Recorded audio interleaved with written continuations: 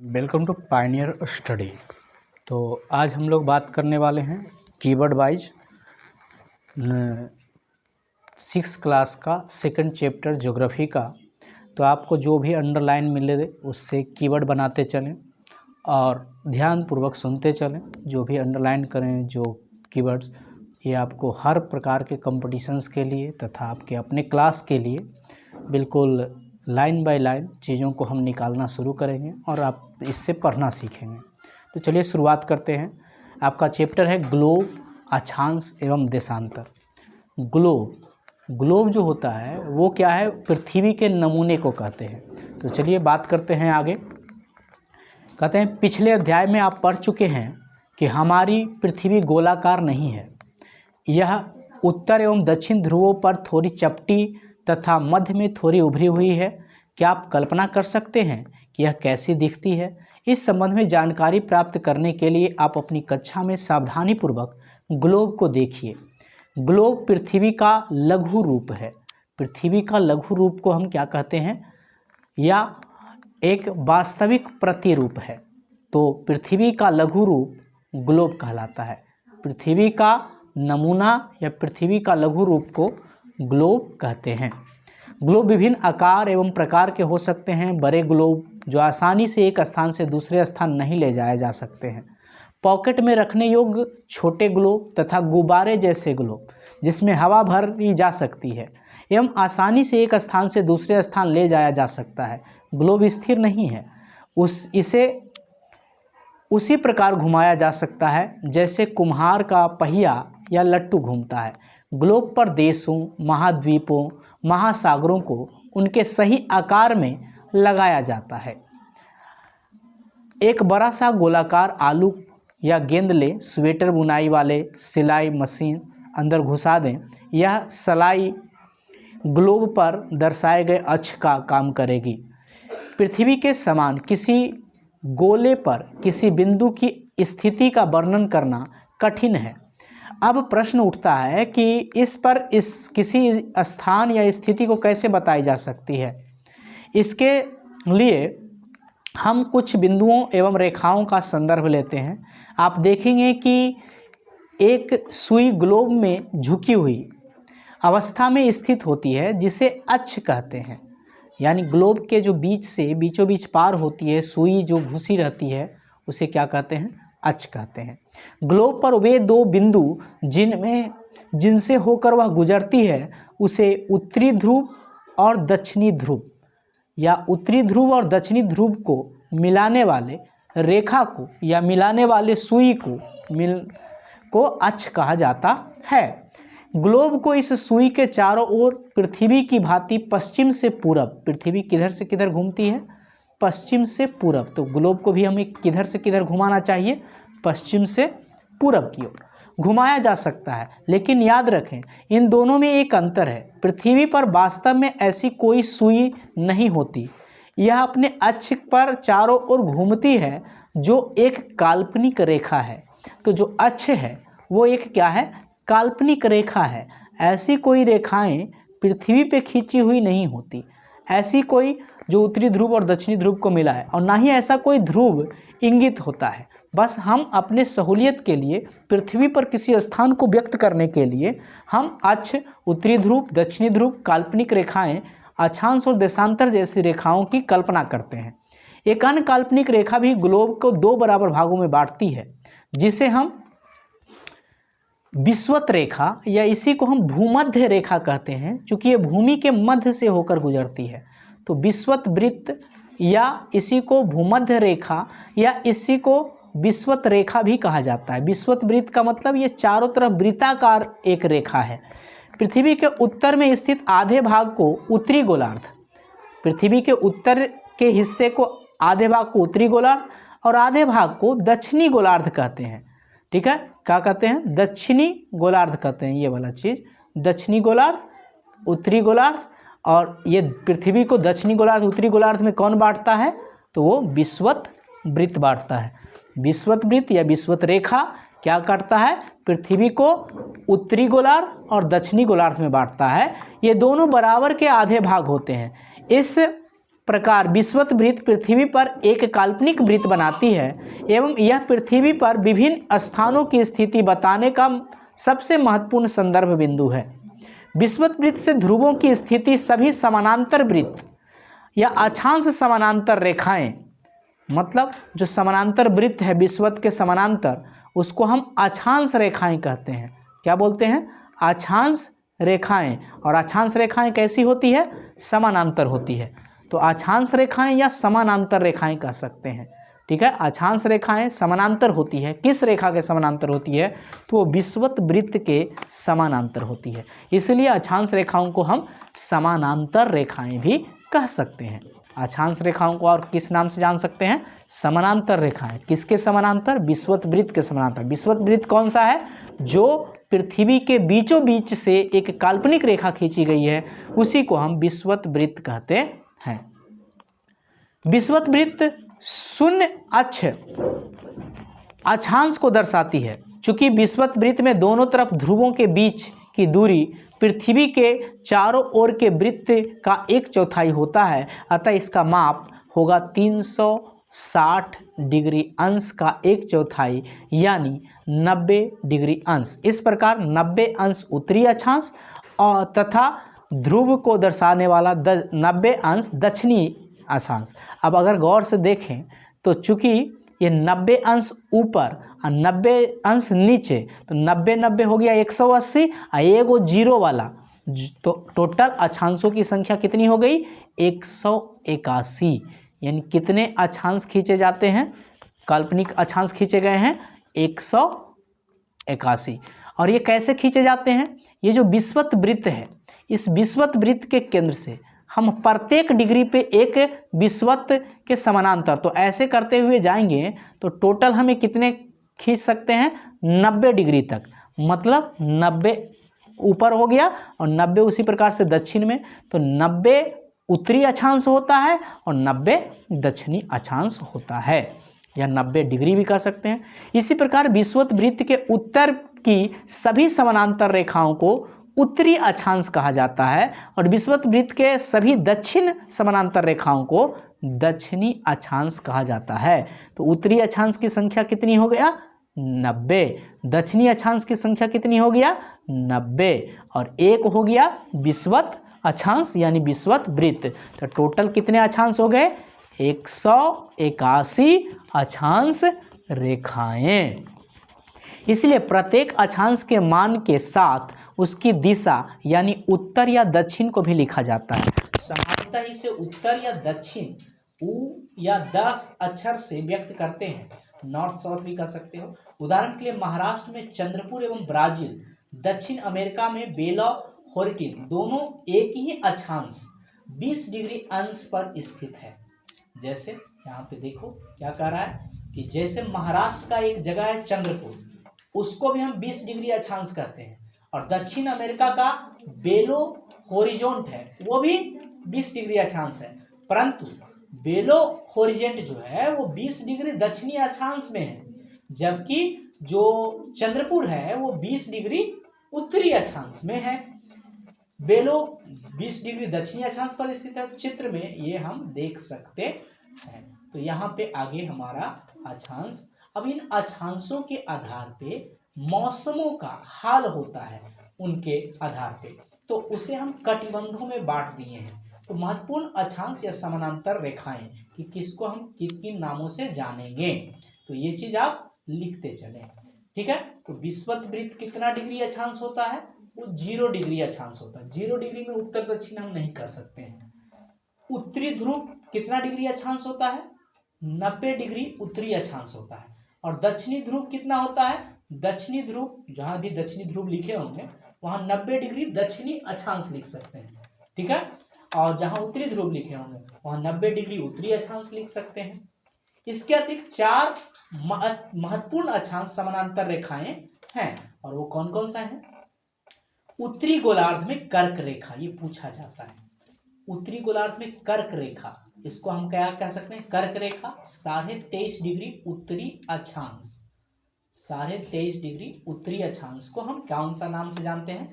कर्क रेखा। आगे दक्षिणी गोलार्ध में जो है मकर रेखा 23.5 डिग्री दक्षिणी अक्षांश को हम किस नाम से जानते हैं, वो हम जानते हैं मकर रेखा। तो कर्क रेखा 23.5 डिग्री उत्तरी अक्षांश, मकर रेखा 23.5 डिग्री दक्षिणी अक्षांश।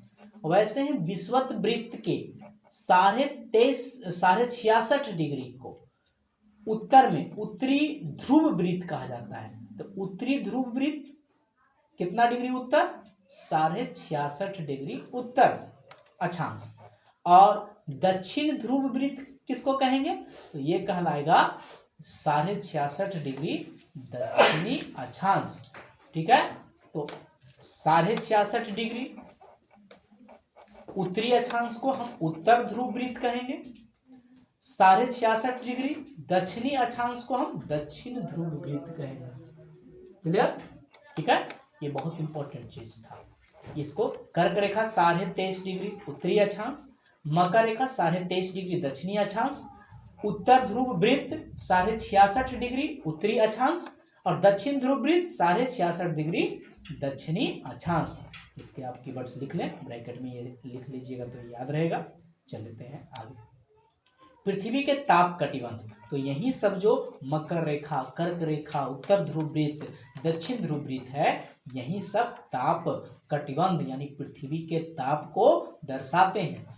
कर्क रेखा एवं मकर रेखा के बीच के सभी अक्षांशों पर सूर्य वर्ष भर एक बार दोपहर में सिर के ऊपर उठता है, चमकता है, इसलिए इस क्षेत्र को सबसे अधिक ऊष्मा प्राप्त होती है और इस कटिबंध को बोलते हैं उष्ण कटिबंध पेटी। कभी कभी पेटी भी लगा दिया जाता है। उष्ण कटिबंध ये कहां से कहां तक है, तो कर्क से मकर तक, कर्क से मकर तक का जो क्षेत्र है, कर्क रेखा से मकर तक का, उसे बोलते हैं उष्ण कटिबंध।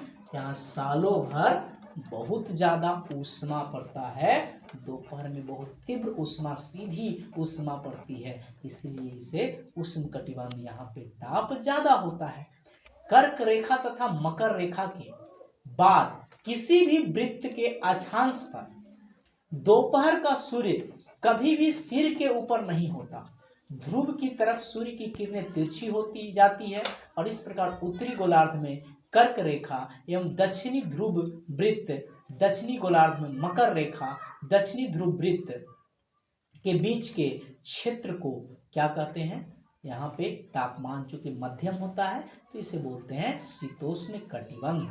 ये क्या है, कर्क या मकर से 66.5 डिग्री।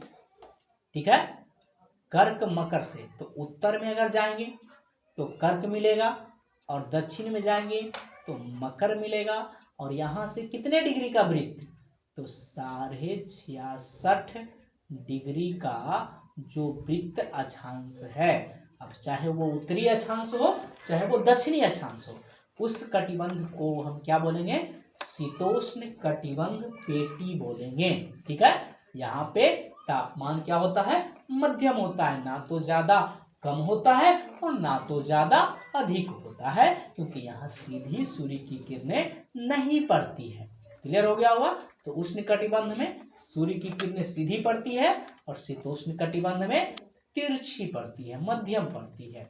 उत्तरी गोलार्ध से में उत्तरी ध्रुव वृत्त और उत्तरी ध्रुव से एवं उत्तरी ध्रुव तथा दक्षिणी गोलार्ध में दक्षिणी ध्रुव वृत्त से दक्षिणी ध्रुव के बीच के क्षेत्र को शीत कटिबंध कहते हैं, क्योंकि यहाँ पे बहुत ज्यादा ठंड कम पड़ती है, मतलब तापमान ठंड बहुत ज्यादा पड़ती है। तो इसको ब्रैकेट में क्या लिख लेंगे, इसको लिखेंगे ध्रुव वृत्त, ध्रुव वृत्त। ठीक है, ध्रुव वृत्त से ध्रुव तक, ध्रुव वृत्त से ध्रुव तक। अब वो चाहे उत्तरी ध्रुव हो या चाहे दक्षिणी ध्रुव हो, ध्रुव वृत्त से ध्रुव तक के क्षेत्र को, अब उत्तरी ध्रुव वृत्त से उत्तरी ध्रुव तक को उत्तरी शीत कटिबंध बोलेंगे और दक्षिणी ध्रुव से दक्षिणी वृत्त तक उसको हम दक्षिणी कटिबंध बोलेंगे। तो चलिए हम लोग का ये तो समझ में आ गया कि जो अक्षांश होता है वो तापमान का निर्धारण करता है, मौसम का निर्धारण करता है। ठीक है, आगे है देशांतर। अब देशांतर क्या है, किसी स्थान की स्थिति को बताने के लिए उस स्थान के अक्षांश के अतिरिक्त कुछ और जानकारियों की आवश्यकता होती है। आप देख सकते हैं कि प्रशांत महासागर में स्थित टोंगा द्वीप और हिंद महासागर में स्थित मॉरिशस द्वीप, ये सब बीच से पूछा जा सकता है। टोंगा द्वीप किस महासागर में है? प्रशांत महासागर में। ब्रैकेट में लिख लेना, प्रशांत महासागर का कौन सा द्वीप है? टोंगा द्वीप। ठीक है, या चाहे प्रशांत महासागर लिख के ब्रैकेट में टोंगा द्वीप लिख दो, या टोंगा द्वीप लिख के ब्रैकेट में प्रशांत महासागर लिख लो। ठीक है, वैसे ही जो मॉरिशस द्वीप है ये किस महासागर में है? ये हिंद महासागर में है। मॉरिशस द्वीप, ये दोनों एक ही अक्षांश 20 डिग्री दक्षिण अक्षांश पे स्थित है। ये दोनों के दोनों 20 डिग्री दक्षिणी अक्षांश पर स्थित है, पर स्थिति में अलग अलग है। एक तरफ है तो दूसरा दूसरे तरफ है पृथ्वी के। ठीक है, मॉरिशस द्वीप, उनकी स्थिति जानने के लिए यह पता करना होगा कि उत्तरी ध्रुव को दक्षिणी ध्रुव से जोड़ने वाली संदर्भ रेखाएं पूर्व से पश्चिम की ओर इन स्थानों की दूरी कितनी है, और इस संदर्भ रेखाओं को क्या बोलते हैं? संदर्भ रेखाओं को पूर्व से पश्चिम को देशांतरीय यामोत्तर रेखाएं। ये किधर से किधर को जोड़ती है? उत्तरी ध्रुव से दक्षिणी ध्रुव को जोड़ने वाली रेखा क्या कहलाती है? देशांतरीय यामोत्तर रेखा। ये क्या करता है? उत्तरी ध्रुव को दक्षिणी ध्रुव से मिलाने वाली रेखा क्या कहलाएगी? ठीक है, ये सीधा सीधा रहता है। ठीक है, इस तरीके से रहे तो ये क्या कहलाएगी?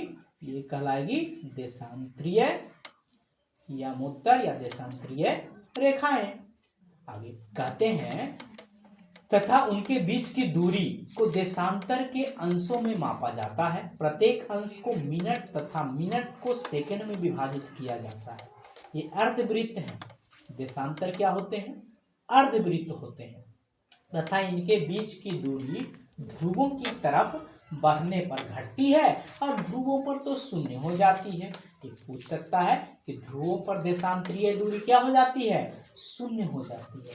देशांतरीय दूरी लिख के अब ब्रैकेट में लिख लेना ध्रुव पर शून्य, ध्रुव पर शून्य। देशांतरीय दूरी ध्रुव पर शून्य होती है और विषुवत पे मैक्सिमम होती है। ठीक है, विषुवत रेखा पे अधिकतम होती है। जैसे जैसे ध्रुव की ओर जाएंगे वैसे वैसे वो दूरी घटती जाएगी। अक्षांश समानांतर रेखाओं से मतलब ये क्योंकि इसकी दूरी घट बढ़ रही है इसलिए हम इसको समानांतर नहीं कहेंगे, यानी देशांतरीय रेखाएं जो होती है वो समानांतर रेखाएं नहीं है। अक्षांश रेखाएं समानांतर रेखाएं, भिन्न सभी देशांतरीय यामोत्तर की लंबाई समान होती है। ठीक है, जबकि अक्षांशों की लंबाई समान नहीं होती, जबकि देशांतर की लंबाई क्या होती है? समान होती है। इसीलिए इन्हें सिर्फ मुख्य संख्याओं में व्यक्त किया जा करना कठिन था। तब सभी देशों ने निश्चित किया कि ग्रीनिच, एक ग्रीनिच जगह है जो कहाँ है? ब्रिटिश के राजकीय वेधशाला स्थित है। इसको ग्रीनिच या ग्रीनविच कहते हैं। तो ब्रिटिश वेधशाला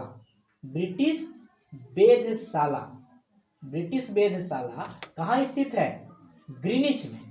से गुजरने वाली यामोत्तर को पूरब और पश्चिम की ओर गिनती शुरू की गई और इस यामोत्तर को प्रमुख यामोत्तर माना जाता है। तो मुख्य यामोत्तर किसको बोला जाता है? जो ग्रीनविच से जाता है। ग्रीनिच यामोत्तर को या ग्रीनिच देशांतर को, जो 0 डिग्री देशांतर कहा जाता है, ग्रीनिच देशांतर को क्या कहा जाता है? 0 डिग्री देशांतर। ठीक है, 0 डिग्री देशांतर। तथा यहां से हम 180 डिग्री पूरब और 180 डिग्री पश्चिम तक गणना करते हैं।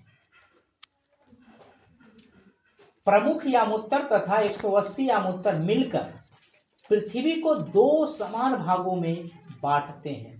प्रमुख यामोत्तर मतलब जीरो वाला, और दूसरे तरफ ये जो गया है ये क्या कहलाएगा 180। तो ये भी तो बांट दिया पृथ्वी को दो टुकड़े में, तो एक तरफ वाले को बोलेंगे पूर्वी गोलार्ध, ठीक है, पूर्वी गोलार्ध, और एक तरफ वाले हिस्से को बोलेंगे पश्चिमी गोलार्ध। तो पूर्वी और पश्चिमी गोलार्ध, पूर्वी गोलार्ध, पश्चिमी गोलार्ध। इसीलिए किसी स्थान के देशांतर के आगे पूरब के लिए अक्षर पू तथा पश्चिम के लिए अक्षर पा का उपयोग होता है। यह जानना रोचक होगा कि 180 डिग्री पूरब और 180 डिग्री पश्चिम जाने पर एक ही रेखा मिलेगी।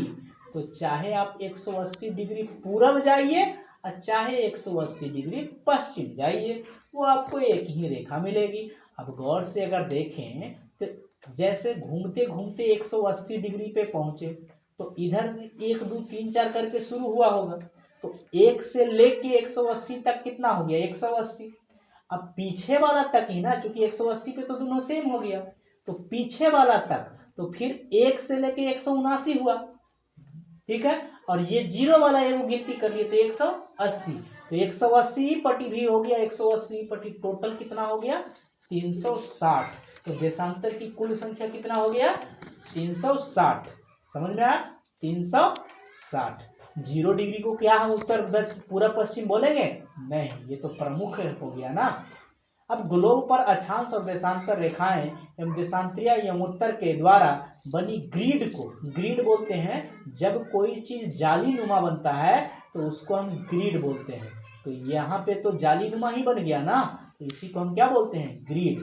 तो किसी ग्रिड को देखा, अगर आपको किसी स्थान के अक्षांश और देशांतर का सही जानकारी हो तो ग्लोब पर आप उस स्थान का पता आसानी से लगा सकते हैं। उदाहरण के लिए असम में के धुबरी उत्तरी अक्षांश 90 डिग्री पूर्वी देशांतर पर स्थित है।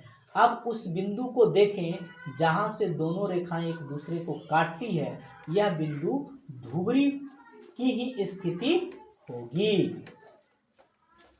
इसको समझने के लिए कागज पर समान दूरी वाला क्षैतिज एवं ऊर्ध्वाधर रेखाएं, ऊर्ध्वाधर रेखाओं को 1 2 3 4 मतलब वो वाला चीज जो कार्तीय तला बनाते हैं ग्राफ वाला पेपर, उस पे आप आसानी से 1 2 3 4 करके अगर एक्स अक्ष वाला और वाई अक्ष वाला कॉन्सेप्ट से चलें तो आप बता सकते हैं कि कौन सा चीज कहाँ मिलेगा। यहाँ पे आपको एक वर्ल्ड मैप दिया गया है, ठीक है, और ये आपको ये समझ में नहीं आएगा कि इधर जो लिखा हुआ है, देखिए यहाँ पे जो ये सब लिखा हुआ है प्लस में लिखा हुआ है, +3 +4 +3 +2 +5, भारत में +5 लिखा हुआ है, जबकि इस तरफ लिखा हुआ है -3। तो ये इसलिए क्योंकि ये जो टूटी लाइन दिख रही है आपको, यही तो वो है प्रमुख देशांतर। तो इसके जब इधर जा रहे हैं तो ये पूरब की तरफ जा रहे हैं, और पूरब की तरफ जब जाते हैं तो समय को धनात्मक लेते हैं, और जब इसके पश्चिम की तरफ जाते हैं तो समय को ऋणात्मक लेते हैं, ठीक है। और जब 180 डिग्री पे जाएंगे, ठीक है, तो वहां पे डेट ही बदल जाएगा, ठीक है, तो इसलिए उसे तिथि रेखा भी कहेंगे, ठीक है। जैसे यहाँ पे तो 180 डिग्री देशांतर को क्या कहा जाता है? अंतरराष्ट्रीय तिथि रेखा। 180 डिग्री देशांतर को क्या कहा जाता है? अंतरराष्ट्रीय तिथि रेखा। अब वो चाहे पूर्वी देशांतर हो चाहे पश्चिमी देशांतर हो, काहे कि दोनों एक ही होता है। तो 180 डिग्री देशांतर रेखा को अंतरराष्ट्रीय तिथि रेखा कहते हैं, क्योंकि वहां से तिथियां बदल जाती है। जबकि प्रमुख रेखा को मानक समय रेखा कहा जाता है। अंतरराष्ट्रीय मानक समय रेखा 0 डिग्री देशांतर को कहा जाता है। तो वो लिख लें, अंतरराष्ट्रीय मानक समय रेखा, इसको बोलेंगे international time line, ITS, international time line. ये कितना होता है? 0 डिग्री देशांतर। चलिए आगे बढ़ते हैं। अब आप इस ग्रिड पद्धति में आप देख सकते हैं स के बारे में अगर पूछा जाएगा तो आप ग और 3 बोलिएगा तो कोई भी स पे पहुंच जाएगा। ब के बारे में पूछा जाएगा तो घ और 1 बोलिएगा तो कोई भी पहुंच जाएगा। आगे है देशांतर और समय। समय को मापने का सबसे अच्छा साधन पृथ्वी, चंद्रमा एवं ग्रहों की गति है। सूर्योदय एवं सूर्यास्त प्रतिदिन होता है, अतः स्वाभाविक ही है कि यह पूरे विश्व में समय निर्धारण का सबसे अच्छा साधन है। स्थानीय समय का अनुमान सूर्य के द्वारा बनने वाली परछाई से लगाई जा सकती है।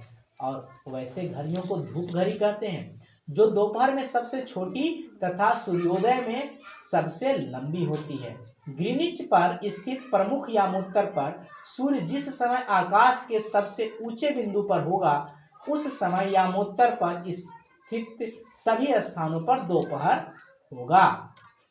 चूंकि पृथ्वी पश्चिम से पूरब की ओर चक्कर लगाती है, अतः वे स्थान जो ग्रीनविच के पूरब में है उनका समय ग्रीनिच समय से आगे होगा और पश्चिम में है उसका समय पीछे होगा। समय के अंतर की दर की गणना निम्नलिखित विधि से की जा सकती है।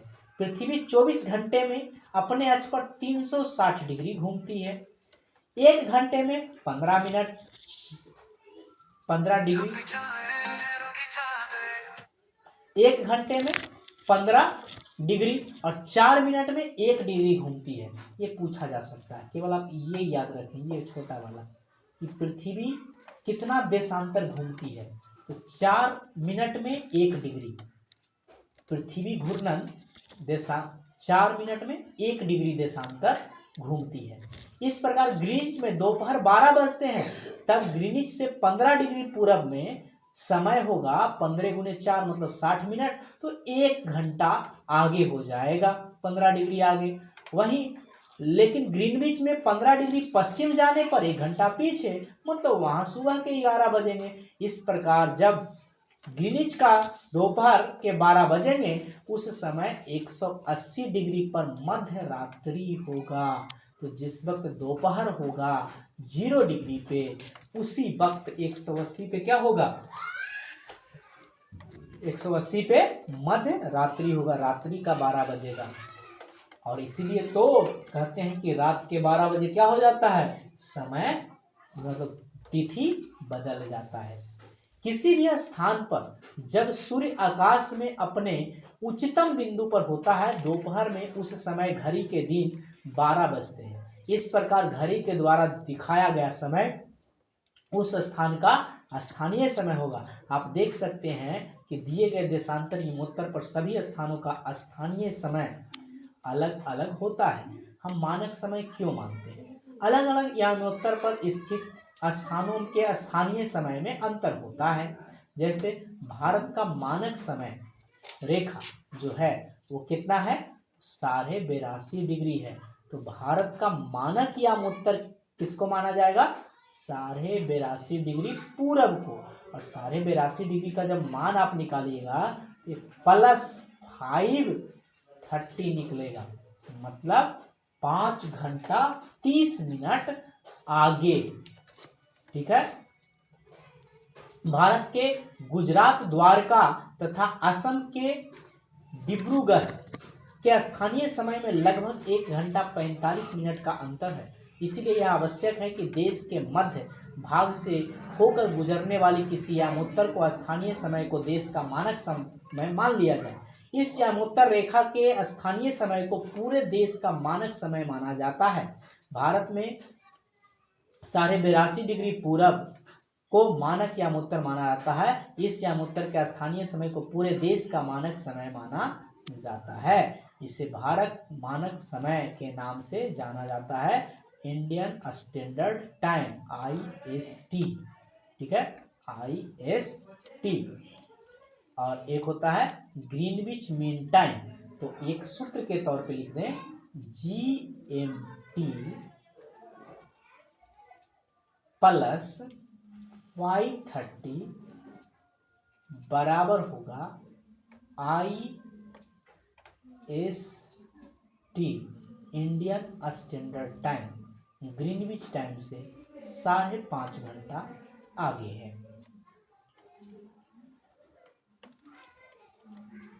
भारत एवं इंग्लैंड के बीच एक क्रिकेट मैच लंदन में 2 बजे अपराह्न में शुरू हुआ। अर्थात भारत के समयानुसार मैच 7:30 बजे शुरू होगा तथा देर रात्रि को समाप्त होगा। क्या आप जानते हैं कि भारत एवं इंग्लैंड के बीच समय में क्या अंतर है? तो ये तो 5.5 घंटे का है।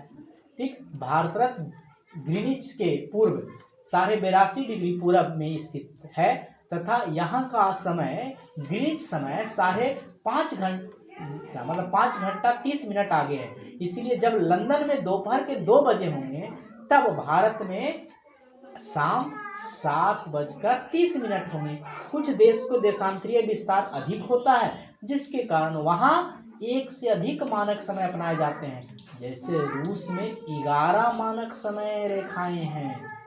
रूस में 11। पृथ्वी को एक घंटे वाले 24 समय क्षेत्रों में बांटा गया है और इस प्रकार प्रत्येक समय क्षेत्र 15 डिग्री देशांतर का है। तो समय क्षेत्र कितने डिग्री देशांतर का होता है? 15 डिग्री देशांतर का। पृथ्वी को कितने समय क्षेत्रों में बांटा गया है? 24 समय क्षेत्र में बांटा गया है। पृथ्वी को 24 समय क्षेत्र में बांटा गया है। रूस में कितने मानक समय रेखाएं हैं? तो 11 मानक समय रेखाएं हैं। एक समय क्षेत्र कितने का होता है? 15 डिग्री देशांतर का होता है। चलिए कुछ क्वेश्चन देख लेते हैं। तथा निम्नलिखित प्रश्नों के उत्तर संक्षेप में दीजिए। पृथ्वी का सही आकार क्या है? तो ये चपटाकार है, संतराकार है। ग्लोब क्या है? पृथ्वी का नमूना। कर्क रेखा का अक्षांशीय मान क्या होता है? 23.5 डिग्री उत्तरी अक्षांश। पृथ्वी के 3 ताप कटिबंध कौन कौन है? उष्ण कटिबंध, शीतोष्ण कटिबंध और शीत कटिबंध। अक्षांश एवं देशांतर रेखाएं क्या है? ये सब काल्पनिक रेखाएं हैं। उष्मा की सबसे अधिक मात्रा उष्ण कटिबंध क्यों प्राप्त करता है? क्योंकि यहाँ सूर्य की सीधी रोशनी पड़ती। जब भारत में शाम के 5:30 बजते हैं तब लंदन में दोपहर बजते हैं। क्यों? क्योंकि उससे भारत का समय मानक समय जो है वो 5.5 घंटा आगे है। प्रमुख यामोत्तर का मान क्या होता है? 0 डिग्री देशांतर। शीत कटिबंध किसके नजदीक पाया जाता है? तो शीत कटिबंध ध्रुवों पर पाया जाता है। देशांतर की कुल संख्या कितनी है? 360 है, हमने बताया था। दक्षिण ध्रुव वृत्त स्थित है। दक्षिण ध्रुव वृत्त दक्षिणी गोलार्ध में स्थित है ना? दक्षिणी ध्रुव वृत्त दक्षिणी गोलार्ध में स्थित है। ग्रीड किसका जाल होता है? तो अक्षांश रेखाएं और देशांतरीय यामोत्तर का जाल होता है। आगे खाली स्थान को भरना है। क्या करता है? मकर रेखा कहाँ पर स्थित है? दक्षिणी गोलार्ध पर स्थित है। ठीक है। भारत का मानक यामोत्तर 82.5 डिग्री है। 0 डिग्री यामोत्तर को मुख्य यामोत्तर के नाम से जाना जाता है। देशांतर के बीच की दूरी ध्रुवों पर घटती जाती है। उत्तर ध्रुव वृत्त उत्तरी गोलार्ध में स्थित है। आओ कुछ करें तो ये तो आप अपने से करके देखिएगा। ठीक है, तो इस तरीके से आपका क्या हो गया? ये चीज हो गया समाप्त। फिर से बने रहें पाइनियर स्टडी में और हम अगले चैप्टर में फिर मिलेंगे।